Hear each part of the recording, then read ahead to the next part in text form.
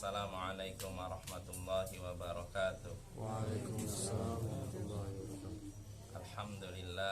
Alhamdulillahi ala ihsani wa syukru lahu ala taufiqihi wa amtinani wa asyhadu an la ilaha illallah wahdahu la syarika lahu ta'ziman li sya'ni wa asyhadu anna Muhammadan abduhu wa rasuluhu da'i ila ridwani wa sallallahu wa sallam alaihi wa ala alihi wa sahbihi wa ikhwani amma ba'd. Ayyuhal ikhwa wal akhwat, a'azzani wa azzakumullah. Saudara-saudariku yang semoga dimuliakan oleh Allah, kita bertemu kembali di malam Rabu untuk mengkaji pembahasan tauhid menggunakan kitab Tauhid alladzi huwa haqqullahi 'alal 'abid, karya Syekhul Islam Mujaddidud Da'wah Muhammad bin Abdul Wahhab bin Sulaiman At-Tamimi rahimahullahu ta'ala. Ya, pada pertemuan sebelumnya kita masih di pembahasan babu bayani syai'in min anwa'is sihr, bab keterangan tentang macam-macam sihir ya. Kita sudah menyebutkan macam-macam sihir ya. Di sini kita sudah menyebutkan hadis-hadisnya, di antaranya hadis Nabi sallallahu alaihi wasallam bahwasanya iyafah, tiarah termasuk sihir jibat. Iyafah artinya apa? Ngusir burung untuk menentukan ini hari sial atau tidak. Sedangkan torq yaitu tanah, nulis di tanah untuk meramal. Dan tiarah tatayur itu apa? Merasa sial karena sesuatu yang dilihat, sesuatu yang didengar atau yang diketahui. Itu. Lalu itu hadis pertama. Hadis kedua yang disebutkan Syekh yaitu hadis dari Ibnu Abbas. Nabi sallallahu alaihi wasallam sabda, siapa yang mempelajari cabang dari ilmu nujum, maka sungguh dia sudah mempelajari ilmu satu cabang dari ilmu sihir. Makin sering mempelajari ilmu nujum berarti makin banyak melakukan sihir. Ini hadis yang kedua. Lalu yang hadis ketiga, hadis dalam Sunan An-Nasa'i, hadis Abu Hurairah, Nabi sallallahu alaihi wasallam bersabda, siapa man aqada 'uqdatan tsumma nafatha fiha faqad sahar. Siapa yang membuat ikatan lalu meniupnya. Nafas itu artinya tiupan sambil sertai ludah. Ya. Siapa yang membuat ikatan lalu meniupnya, maka sungguh ia sudah melakukan sihir. Wa man sahara faqad asyrak. Dan siapa yang melakukan sihir, maka sungguh ia telah berbuat syirik, menyekutukan Allah. Wa man ta'allaqa syai'an wukila ilaihi. Dan siapa yang menggantungkan sesuatu, maka dia akan tergantung padanya. Ya. Ini hadis ketiga. Lalu hadis keempat yang disebutkan oleh Ibnu Mas'ud oleh Syekh sini, dari hadis Ibnu Mas'ud, Rasulullah SAW bersabda, maukah kalian ala hal unabbiukum al-'abhu, maukah kalian kukabarkan tentang al-'abhu? Hiyan namimah, yaitu namimah, al-qalatu bainan nas, yaitu mengadu antara manusia, yaitu mengadu domba. Hadis riwayat Muslim. Lalu hadis berikutnya terakhir yang disebutkan Syekh dalam bab ini, yaitu hadis dari Ibnu Umar dalam Sahih Bukhari Muslim. Rasulullah SAW bersabda, inna minal bayani la sihra. Sesungguhnya di antara sebagian perkataan ada yang menyihir. Ya. Sesungguhnya ada sihir dari sisi itu, ungkapan, penyampaian dan semacamnya. Nah, itu hadis-hadis yang kita bahas dalam bab macam-macam sihir. Sebagian macam-macam sihir, bukan semuanya. Kenapa tidak dikatakan semuanya? Karena banyak sekali macam sihir. Kalau disebutkan nggak cukup satu buku ini. Syekh menyebutkan sebagian saja yang mungkin banyak terjadi di masyarakat kita. Ini di Arab Saudi loh. Zaman dulu, apalagi di Indonesia ya. Nah, itu hadis-hadis dalam bab sebagian macam-macam sihir. Nah, kita sekarang masuk ke masail. Dalam fihi masail, dalam bab ini ada beberapa masalah. Masail ini bisa dibilang ringkasan atau kesimpulan dari kandungan bab ini ya. Al-ula, masalah pertama, annal iyafata wa tarqa tiarah minal jibat. Bahwasanya iyafah, tarq, tiarah termasuk jibat, termasuk sihir. Iyafah, torq, tiaro termasuk sihir. Ini masalah pertama. Iyafah artinya apa? Zajrut tayr, mengusir burung. Pergi kanan, oh itu burung saya keluar. Tapi kalau kiri, wah sial saya, nggak usah pergi lah, tutup pintu. Tapi kalau ke depan, ulangi lagi. Nah ini iyafah. Wat-torq apa? Garis tanah. Al-khattu yukhattu bil ard, nulis. Bukan apa ini? Nah itu seperti itu. Di melihat bintang, Itu sama tuh Sat. Ada yang ngebajat. yang lihat dari kopi itu Sat. Sama aja. Sama kan? Kopi tangan garis tangan, oh kamu ini calon Oh, besar. lihat sudah minum kan lihat. Iya, nggak bisa bapak ya. Cuman apa ngelihat garis tangan, lihat apa, oh kamu bakal menjadi orang besar di kemudian hari. Nggak bisa kayak gitu. Ya. Kalau ngelihat mungkin raut wajah, bentuk wajah, oh ini mungkin sifatnya seperti ini. Mungkin nggak? Bisa. Mungkin. Kasar. Itu namanya firasat. Jadi seorang kadang firasat tuh bahwa bisa dilihat dari bentuk fisik. Orang kayak gini, oh kayaknya tipenya pemarah nih. Lihat dari bentuknya gini. Karena udah sering, orang kalau udah sering istilahnya bertemu dengan orang kan bisa tahu kan. Saya ketemu orang ini tipenya pemarah, oh bentuknya kayak gini wajahnya. Ada lagi orang tipenya itu apa murah senyum, orangnya itu apa pemaaf, lihat dari mukanya model gini. Ya itu nggak apa-apa, itu nggak masalah. Selain firasat ya. Tapi kalau seorang melihat wajah, oh nanti calon ini, nanti dia di kemudian hari akan begini, nggak bisa. Ya apa ya? Sama juga Ustaz, kayak ekspresi wajah beda. Ekspresi wajah. Kayak misalnya ada yang berbeda ekspresi wajah, misalnya ada kasus ini. Iya, itu kan dalam ilmu kepolisian kan dipakai kan. Ya kalau sama diinterogasi kan ketahuan bohong kan, nah ini kelihatan nih. Kalau orang bohong itu matanya ke arah mana kan ketahuan kan. Nah itu nggak masalah. Itu bukan perkara apa istilahnya sihir, bukan ya. Karena itu bisa dipelajari. Pengalaman. Ilmiah, itu juga ilmiah. Yang nggak boleh itu artinya apa? Menentukan nasib seorang semata-mata melihat fisiknya. Nah ini nggak bisa. Lihat tangannya, garis tangannya, atau mungkin tadi ngelihat mungkin bentuk apanya, mungkin tubuhnya, oh ini calon, nggak bisa. Nggak ada hubungannya itu nasib seorang dengan fisik seseorang. Tapi kalau dengan wataknya mungkin, Bapak, mungkin. Makanya Imam Ibnul Jauzi punya kitab Akhbarul Hamqa wal Mughafalin, kabar tentang orang-orang tolol dan idiot, bisa dibilang kayak gitu. Beliau menyebutkan ciri-ciri orang idiot itu seperti apa, ciri fisiknya sebutkan. Loh kok bisa? Ya memang mungkin berdasarkan hasil apa? Penelitian mungkin sering ketemu orang, oh para ulama menyimpulkan, oh kalau orang gini modelnya idiot, yang ini tolol, ini dari fisiknya bisa. Tapi kalau menentukan, oh nanti orang seperti ini di kemudian hari akan menjadi ini, nggak bisa. Ya jelas Bapak ya. Yaitu torq. Lalu termasuk berikutnya kata Syekhul Islam sini, tiaroh. Tiaroh juga termasuk sihir. Tiaroh tadi apa? Merasa sial karena sesuatu yang dilihat, didengar dan diketahui. Kalau sesuatu yang dilihat seperti apa? Melihat apa? Misalkan apa? Wajah buruk. Wajah buruk di pagi hari, oh berarti ini hari sial. Tutup pintu, gak jadi keluar. Nah itu termasuk tiaroh. Itu termasuk syirik, termasuk sihir. Atau sesuatu yang didengar, seperti apa? Suara burung hantu. Nah, orang Arab kalau mendengar suara burung hantu, berarti mereka berkeyakinan apa? Ada yang meninggal dunia. Nah, itu tiaroh, itu termasuk sihir. Dan sesuatu yang diketahui, tidak dilihat, tidak didengar, tapi diketahui. Angka 13. Ya angka 13, atau mungkin keyakinan bulan sial, adanya bulan sial, hari sial dan semacamnya ya. Itu semua termasuk sihir ya. Syirik ya. Itu permasalahan pertama. Ats-tsaniyatu, permasalahan kedua kata Syekh, tafsirul iyafa wa tarq wa tiarah. Tafsir makna iyafa, tarq dan tiarah tadi udah dibahas ya.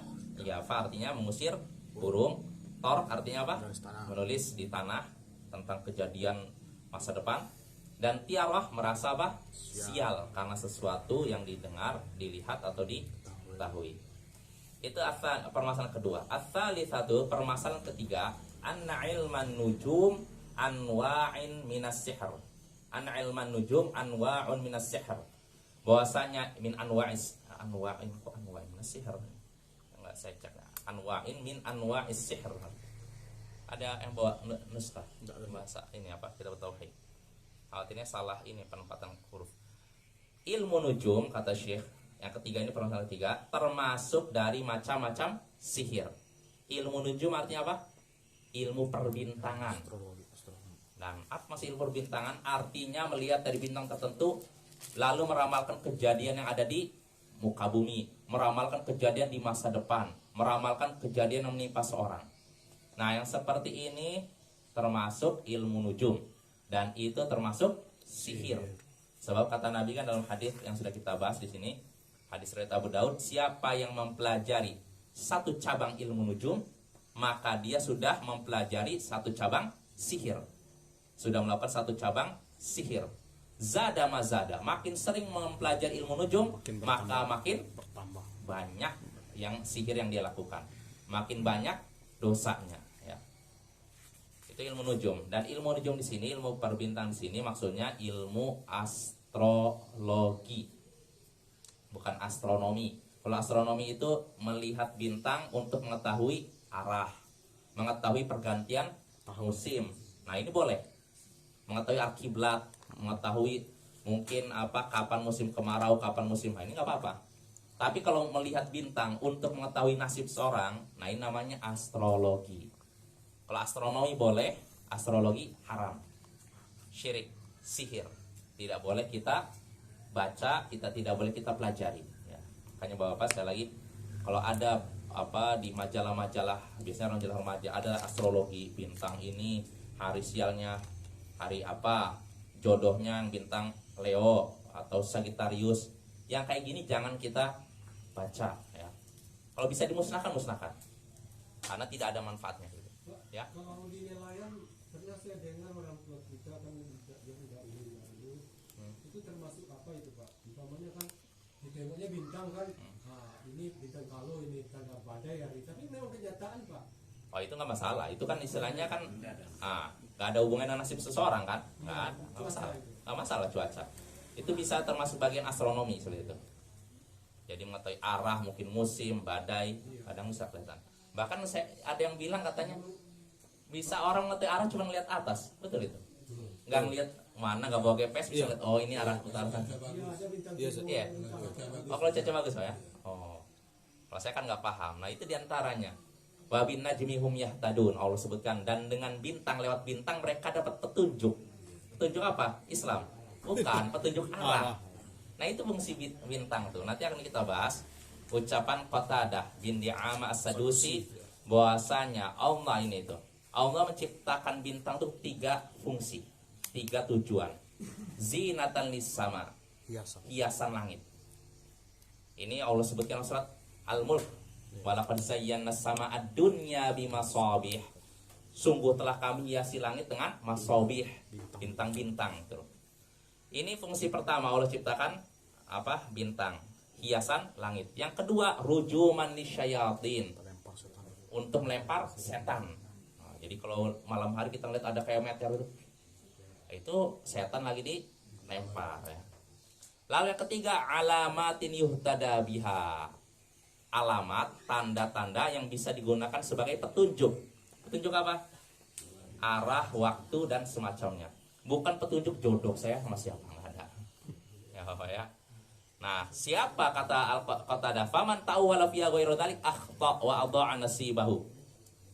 Siapa yang mentakwil selain itu, selain menggunakan bintang untuk selain 3 tadi, untuk menempatkan bintang bukan sebagai hiasan langit, alat melempar setan, sebagai tanda petunjuk, siapa yang mentakwil selain 3 ini, maka dia telah bersalah dan telah menyanyiakan nasibnya. Wa takallafa ma la ilma lahu bih, dan dia sudah membebani dirinya dalam hal yang di luar pengetahuannya, ya.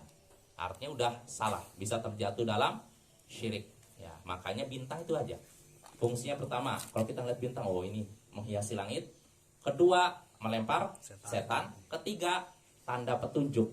Petunjuk apa? Arah dan waktu, ya. Nah, gimana kan bintang ini kan bisa petunjuk untuk panas, hujan. Iya. Kan biasanya ada bulan itu kan, ada bintang itu. Kalau dia berat ke barat, berarti musim barat itu hujan. Iya. Beratnya ke selatan bintang itu, tapi dia seiring dengan bulan itu tak terbenam ke apa kan? Nah, itu memang kebanyakan itu terjadi tuh kan. Iya, kan cuaca itu tak? Iya, iya. Gimana itu tak? Boleh, boleh. Kayak gitu nggak masalah, nggak masalah. Oh, iya. Apalagi itu udah istilahnya kan udah berdasarkan pengalaman kan, kayak gitu nggak masalah. Yang jadi masalah tuh kalau menghubungkan itu dengan nasib seseorang. Nah, ini nggak boleh. Oh, kalau ada bintang ini, ada seorang bayi lahir ketika muncul bintang ini, oh berarti nanti masa depannya akan sial. Nah, ini yang nggak boleh. Nggak ada hubungannya sial sama tidak sial seseorang karena dengan bintang, nggak ada.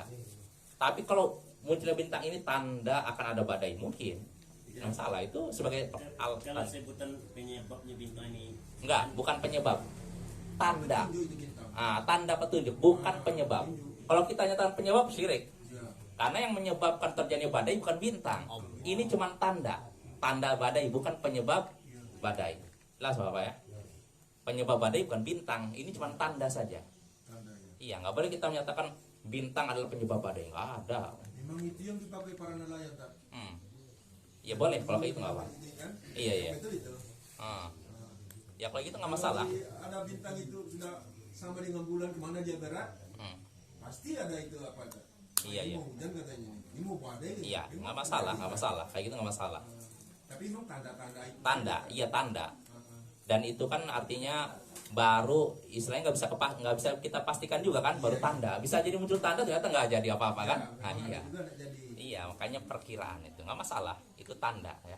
Bukan istilahnya, bukan, pokoknya kalau tanda yang berhubungan dengan alam nggak masalah. Tapi kalau berhubungan dengan nasib seorang, masa depannya, bahagia atau sengsara, ini enggak. Itu namanya ilmu astrologi dan itu yang diharam. Nah, itu syirik ya.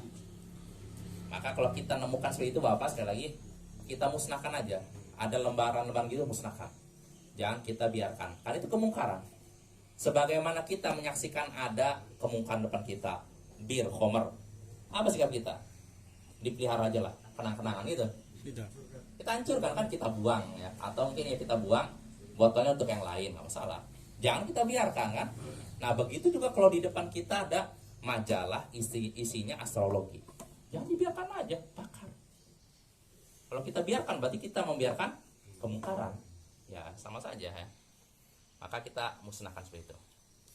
Nah itu tadi faidah ketiga.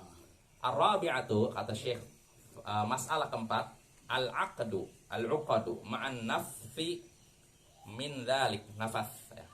Uqad, ikatan, membuat ikatan, akdu, maaf. Al-aqdu ma'an nafi min dzalik. Membuat ikatan sambil ditiup itu termasuk bagian dari sihir. Ya ini cara-cara tukang sihir, saya juga nggak paham modelnya gimana. Ikat sambil ada dua. Biasanya mereka ada sedikit percikan ludahnya. Nah yang seperti ini termasuk sihir. Ya, jadi sihir itu macam-macam ya. Yang Syekh ini menyebutkan sebagiannya saja, tidak semuanya. Kalau semuanya gimana? Penuh. Ya nggak muat ini. Berjilid-jilid. Yang berjilid-jilid ya. Nah itu Bapak ya, itu termasuk macam sihir. Yang keempat disebutkan Syekh ini. Al-khamisatu, permasalahan kelima. Annan namimata min dzalik. Bahwasanya mengadu domba termasuk sihir. Loh, kok bisa? Gimana nih? Ya kita bahas mana? Mana Andi? Mengadu domba termasuk sihir gimana nih? Ya karena mempengaruhi kedua belah pihak untuk supaya saling bermusuhan. Iya, karena akibat dari namimah sama seperti akibat dari sihir. Kan diantara akibat dari sihir kan memisahkan dua orang yang saling bersahabat kan? Dua orang yang saling mencintai jadi pisah kan? Nah begitu juga pengadu domba. Bisa jadi dulunya orang ini akur tapi dari domba jadi jadi namimah itu seperti sihir. Namimah bagian dari sihir, tapi maksudnya sihir secara bahasa, bukan secara istilah. Karena kalau sihir secara istilah, pelakunya apa? Kafir kan, orang melakukan sihir kan. Dan orang yang madu domba, sepakat para ulama nggak ada yang menyatakan kafir, kecuali Khawarij. Kalau orang Khawarij mengatakan semua dosa besar dilakukan seorang muslim kafir. Ya, Ahlussunnah nggak seperti itu. Jadi selain dosa syirik dan dosa kekafiran, seorang muslim tidak keluar dari Islam separah apapun dosa tersebut, selama tidak menghalalkan. Kecuali kalau udah menghalalkan, boleh. Misalkan seorang ngadu domba, boleh seorang berbohong, dihalalkan. Padahal itu haram atau halal? Haram, tapi dia halalkan. Maka yang seperti ini kafir, walaupun tidak melakukan. Jelas Bapak ya? Kalau ada orang nih tidak melakukan perbuatan haram, tapi dia menyatakan perbuatan haram tersebut halal, maka ini keluar dari Islam. Karena dia sudah menghalalkan apa yang Allah haramkan. Itu termasuk pembatal keislaman. Tapi kalau seorang melakukan perbuatan dosa, ya contohnya mengadu domba, dalam hatinya dia ngerasa saya tahu ini nggak halal, cuma gimana ya, nikmat masalahnya. Karena orang ngadu domba itu kadang nikmat apa aja, kadang wah senang ketika yang sudah ini marah, wah jadi bentrok, wah dia senang. Nah yang seperti ini tidak kita katakan kafir, tapi dia sudah terjatuh dalam dosa besar. Ya, karena disebutkan dalam hadis la yadkhul jannatan namam. Tidak akan masuk surga orang yang ngadu domba. Kalau dikatakan tidak masuk surga, berarti dosanya apa? Besar ya. Itu apa ya? Itu namam. Ya, jadi sekali lagi namimah, ngadu domba ini termasuk sihir tapi secara bahasa. Lalu berikutnya as-sadisatu, permasalahan keenam, anna ba'dal fasahati min dzalik. Sebagian dari kefasihan itu termasuk sihir juga. Kefasihan seorang dalam ngomong ini juga termasuk bagian dari sihir. Kenapa? Mempengaruhi. Kan mempengaruhi, sihir kan mempengaruhi kan? Ya. Ini keyakinan Ahlussunnah nih. Ahlussunnah meyakini sihir itu mempengaruhi. Beda dengan Mu'tazilah. Mu'tazilah bahkan menolak adanya sihir. Ya, Mu'tazilah dan beberapa sekte menolak adanya sihir. Kalau Ahlussunnah menyatakan ada sihir, ya. Dan sihir juga mempengaruhi, ya. Tapi tentu saja dengan izin Allah, ya. Nah, sebagian kefasihan dalam berbicara ini termasuk dari sihir. Karena apa? Sama-sama apa? Mempengaruhi. Ya, sama-sama sihir tapi statusnya beda. Akibatnya sama. Akibat dari sihir kan mempengaruhi orang kan? Ya. Nah, akibat dari kefasihan juga apa? Pengaruhi. Seorang kan? Mirip kan? Tapi beda. Walaupun sama, mirip tapi beda. Serupa tapi tak sama, ya. Kalau ini kefasihan ini adalah sihir secara bahasa, karena sama-sama mempengaruhi. Tapi kalau secara status beda. Karena orang yang berbicara fasih mempengaruhi orang tentu saja tidak kafir, ya Bapak. Iya nggak? Nggak kafir kan? Walaupun digunakan untuk istilahnya apa? Merusak seorang, menyesatkan seorang, nggak bisa dikatakan oh kafir nih. Dia sudah mempengaruhi orang ini. Dulunya dia rajin ibadah, setelah diomongin dia nggak rajin ibadah. Dulu orang ini dia kayaknya ini kok ngikutin sunnah, kok sekarang malah nggak ngikutin sunnah gara-gara deketin orang ini. Oh berarti dia sudah berbuat sihir. Kalau sudah berbuat sihir berarti dia musyrik. Kalau udah musyrik dia kafir. Nggak seperti itu, ya. Maksud sebagian kefasihan adalah sihir, termasuk sihir maksudnya secara apa? Bahasa, ya. Dan di sini disebutkan juga penjelasannya dari Syekh bin Baz terkait masalah kefasihan, Bapak. Kefasihan dalam berbicara, ya. Kata Syekh, al-bayanu idza kana fil haqq wa da'wati ilal kitab wa sunnah fa hadza mamduh. Penjelasan kefasihan dalam berbicara jika dalam hal kebenaran dan dalam dakwah mengajak kepada kitab dan sunnah, maka ini terpuji. Jadi ketika seorang bisa berbicara dengan fasih sehingga membuat orang terpukau, dan dia berbicara dalam rangka mengajak orang kepada Al-Quran dan Sunnah, ini terpuji, ya, tidak tercela. Amma idza urida bil khida' wal lubs fa hadza dhammun wa aibun. Adapun kalau dia berbicara fasih tujuannya untuk menipu atau mencampur adukan masalah, menyamarkan masalah, maka inilah yang tercela. Dhammun tercela, wa aibun, aib artinya apa? Tercela juga. Ya, jelas Bapak ya. Jadi itu bisa dibilang sihir secara bahasa sekali lagi. Pembicaraan fasih ini sihir secara bahasa, ya. Dan di sini juga ini contohnya nih. Ada Syekh menyebutkan Syekh bin Baz ini, wa khataba rajulun 'inda Umar bin Abdul Aziz fa ahsana fa qala hadha wallahi as-sihrul halal. Nih, ada seorang berkhutbah di dekat Umar bin Abdul Aziz, seorang khalifah yang adil, alim, soleh, abid, ahli ibadah. Orang ini berkhutbah, berpidato di sisi Umar bin Abdul Aziz, dan dia berbicara dengan pembicaraan yang memukau, sangat bagus. Maka Umar bin Abdul Aziz berkata, ini demi Allah sihir yang halal. Ya, artinya sihir secara apa? Bahasa, bukan secara istilah. Karena apa? Ucapan dia mempengaruhi orang, membuat orang terpukau. Ini kan sihir kan? Makanya kan dipakai dalam istilah bahasa Indonesia, ucapan dia sudah menyihir, ya nggak? Nah, ini maksudnya menyihir secara bahasa, bukan secara istilah. Ya, jelas Bapak ya. Nah, itu pembahasan tentang sebagian macam-macam sihir. Nah, sekarang kita masuk bab baru, masih ada hubungan dengan bab ini ya. Berkata Syekhul Islam Mujaddid Da'wah Muhammad ibn Abdul Wahhab, babu ma ja'a fil kuhani wa nahwihim. Bab keterangan tentang kuhan dan semacam mereka. Bab keterangan tentang para kahin dan semacam mereka. Nanti akan kita bahas kahin itu apa. Kesimpulannya, kahin itu bisa dibilang dukun, tukang ramal, tukang tenung, dan semacamnya. Nah, ini yang akan kita bahas. Kalau tadi kan yang disebutkan apa? Perbuatannya. Kalau sekarang pelakunya, orangnya. Ya. Kita bahas di sini. Atau kita baca yang di sini ada keterangan dari Syekh Abdurrahman bin Nasir As-Sa'di di sini. Ai man min min kulli man yad'i ilmal ghaib bi ayyi tariqin min at-turuq. Ya, yang termasuk kahin dan semacam mereka, yaitu semua orang yang mengaku mengetahui hal gaib dengan cara apapun. Ya, dengan cara apapun. Wa dzalika anna Allah Ta'ala wal munfaridu bi ilmil ghaib. Yang demikian itu karena Allah sajalah yang mengetahui perkara gaib, ya.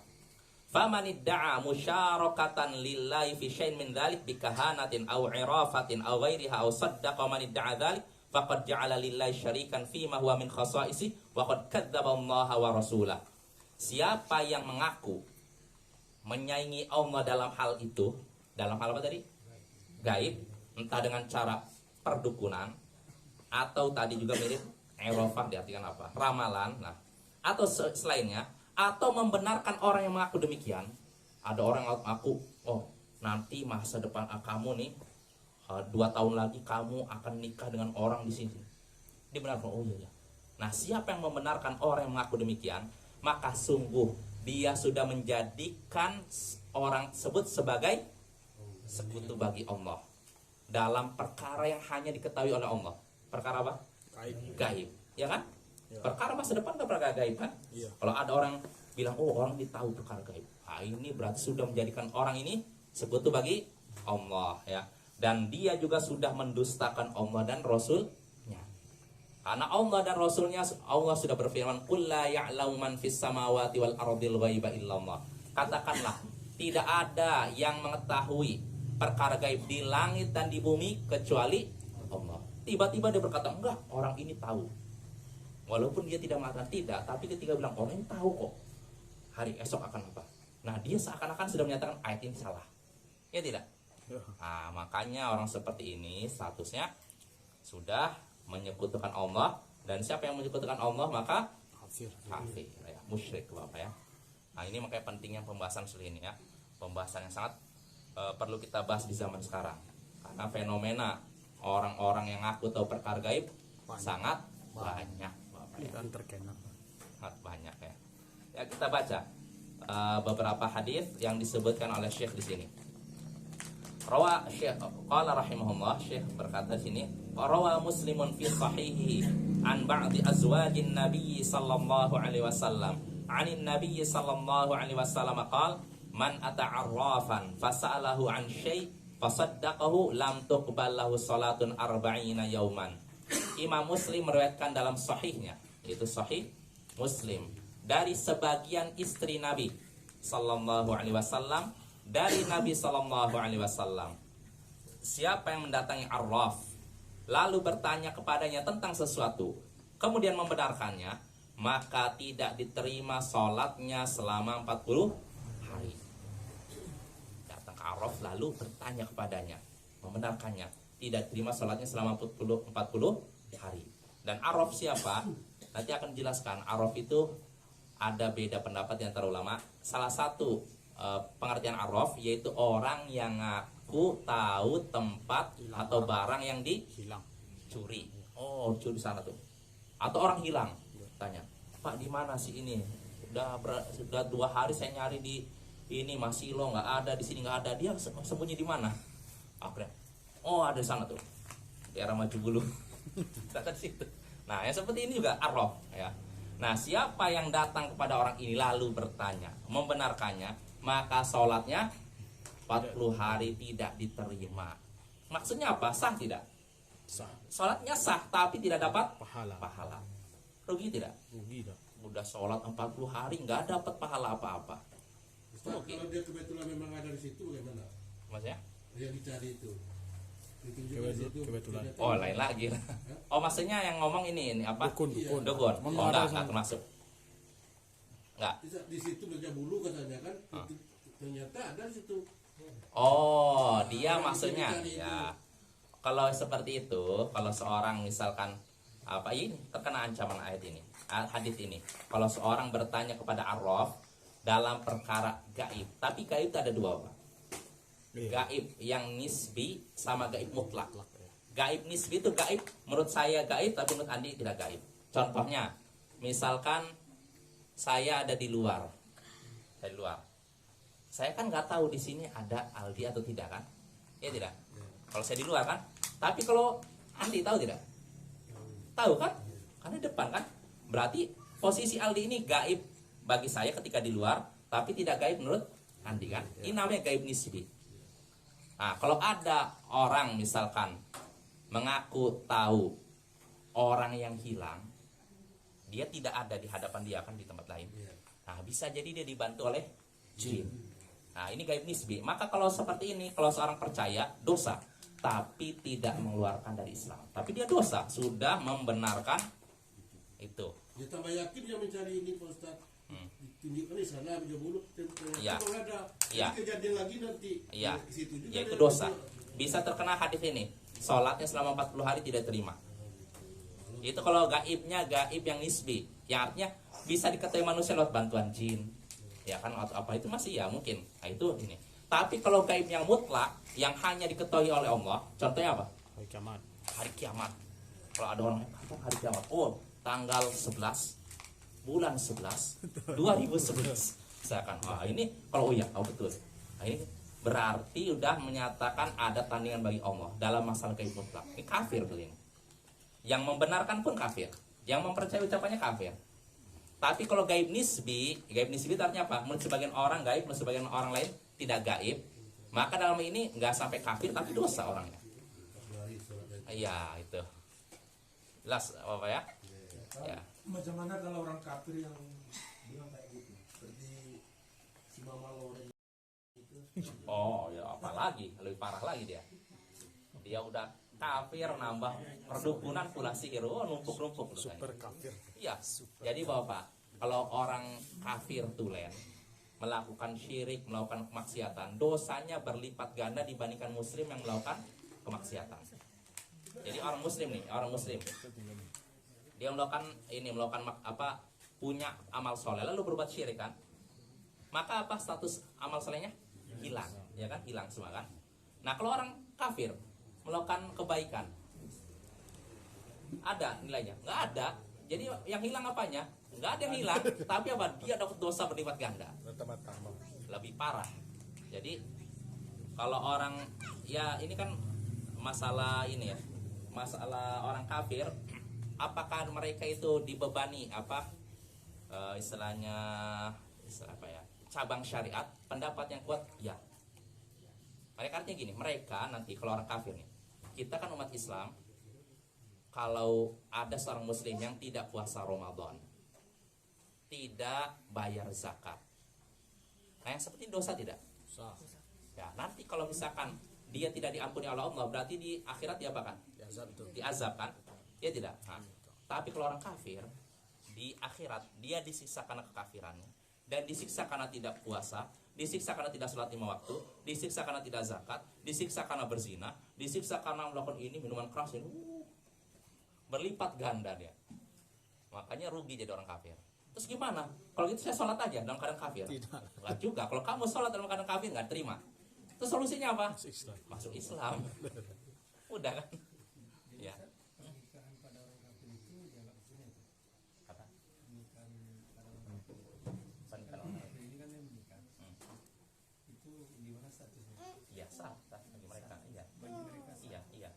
dia dalam Islam pun ya diakui juga kalau orang kafir misalnya masuk Islam, pernikahan mereka dianggap sah, nggak perlu ngulangi lagi. Ya. Tapi masih gini, kalau mereka berzina, mereka kena hukum juga di akhirat. Jadi mereka disiksa karena kekafiran dan karena kemaksiatan juga, dan karena meninggalkan kewajiban. Berlipat ganda bapak, nggak enak jadi orang kafir tuh. Udah disiksa karena kekafiran, disiksa karena tidak sholat 5 waktu, disiksa karena tidak puasa Ramadan, disiksa karena berzina, disiksa berlipat ganda. Makanya bapak, nggak boleh juga kita membantu orang kafir bermaksiat.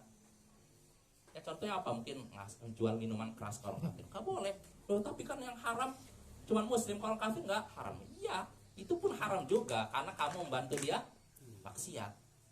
Nggak boleh kita membantu orang kafir bermaksiat, menjual minuman keras atau termasuk ini juga bapak, nggak boleh juga orang kafir diberikan makan minum di siang hari bulan Ramadan, karena mereka juga kena ini juga. Kalau mereka tidak puasa Ramadan kan disiksa kan di akhirat kan.